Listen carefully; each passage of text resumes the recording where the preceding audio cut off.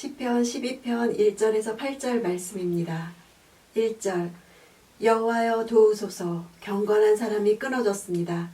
신실한 사람들이 사람의 자손들 가운데서 사라지고 말았습니다. 원문에는 도우소서가 맨 앞에 나오고 있습니다. 히브리어는 가장 강조하는 말을 맨 앞에 둡니다. 인간으로부터는 도울 자가 없는 것을 확인하고 하나님이 도우셔야 한다고 맨 앞에 강세 명령형을 사용했습니다. 누구를 도우라는 대상이 구체적으로 나오지 않는 것을 봐서 시인은 자신의 개인적인 고통보다는 이 세대 자체를 놓고 탄식하고 있습니다. 경건한 사람이 끊어지고 신실한 사람들이 사라진 것을 탄식합니다. 경건한은 하시드입니다. 헤세드와 어원이 같습니다. 어떤 대상에 대해서 지극한 사랑을 갖고 있는 상태를 나타냅니다. 하시드, 헤세드 모두 하나님과 연관되어서 사용되었습니다. 하나님에 대한 인간의 태도나 인간을 향한 하나님의 태도를 나타내는 데만 이 단어가 사용됐습니다. 하나님과 성도들 사이를 이어주는 사랑을 말하는 단어입니다. 경건한 이 말과 대꾸를 이루는 신실한 이란 단어는 굳게 세워져 있는 모습,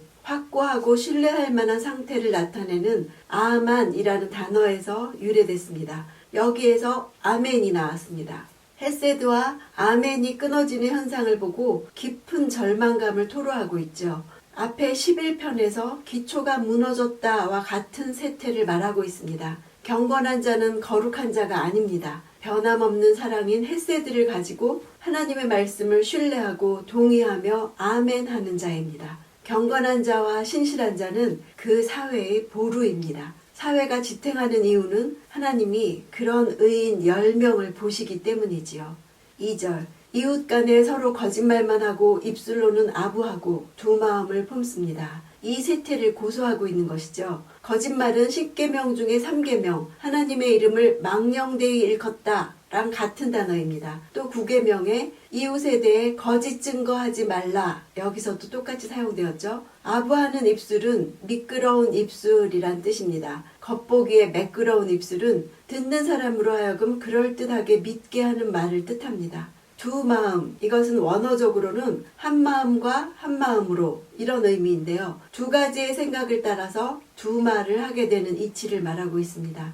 상대방을 속이기 위해서 자신이 알고 있는 사실과 전혀 다른 사실을 조작하는 마음을 가리킵니다. 4절 그들이 우리가 우리의 혀로 이길 것이다. 입술은 우리 것인데 누가 우리를 제어하겠는가 라고 하지만 악인의 무기는 혀입니다. 혀로 속이고 제압할 수 있다고 자신감을 가지고 있죠. 자신들을 막을 자가 없다는 그들의 확신을 말해줍니다. 그들 위에 하나님이 계시다는 사실을 망각하고 있죠. 두려워하는 대상이 없기 때문에 이 세상에서 사악한 목적을 성취하기 위해서 못할 말이 하나도 없는 것입니다. 5절 여호와의 말씀에 가난한 사람이 억압당하고 궁핍한 사람이 신음하면 그때는 내가 일어나 고통스럽게 하는 사람들로부터 지켜주리라 하셨도다. 악인들의 사악한 말과 대조되는 여호와의 말씀을 직접 화법으로 소개하고 있습니다. 가난한 사람은 궁핍한 사람을 뜻합니다. 부족하다는 뜻이 있습니다. 생존을 위해 필요한 것조차 갖추지 못해서 다른 사람들의 도움 없이는 살 수 없는 자들을 가리킵니다. 그들이 억압당하는 모습을 보고 신음소리를 들으시고 결단을 내리셔서 드디어 여호와께서 일어나십니다. 여호와여 도와주소서에 대한 응답입니다. 내가 지켜주리라. 이것이 응답입니다. 6절 여호와의 말씀은 순결해서 흙도가니에서 7번 걸러낸 은과 같도다. 여호와의 말씀은 약속, 곧 언약을 뜻합니다. 악인들의 말과 같지 않은 5절에 하나님의 말씀에 대한 찬사를 나타내고 있죠. 여호와의 말씀은 불순물이 없어질 때까지 재련된 순수한 은이라고 말하고 있습니다.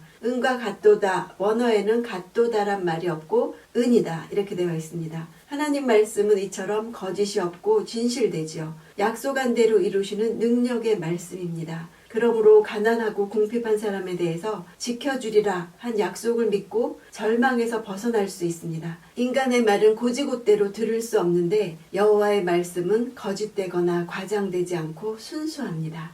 8절 타락한 사람들이 높임을 받고 악인들이 곳곳에서 판을 치고 있습니다. 1절과 같이 악인들이 판을 치는 세태를 묘사한 수미상관의 구조를 이루고 있습니다. 타락한 사람들이 높임을 받는 세태는 경건한 자가 끊어지는 세태죠. 거짓으로 무장한 이 세상 악인들의 말과 하나님의 순결한 진리의 말씀 간의 전쟁이 있습니다. 다윗은 이 시로서 그런 전쟁에 대해서 말해주고 있습니다. 12편은 이 세대 자체를 놓고 탄식하는 시입니다. 타락한 사람들이 높임을 받고 악인들이 곳곳에서 판을 칠 때 어떻게 하고 있습니까? 이 시편이 있다는 것은 하나님이 고통스러운 현실에 대해서 고소하는 의인의 기도를 들으신다는 뜻입니다. 경건한 사람이 끊어졌습니다. 신실한 사람들이 사라졌습니다. 도와주소서 하고 기도하는 사람이 필요합니다.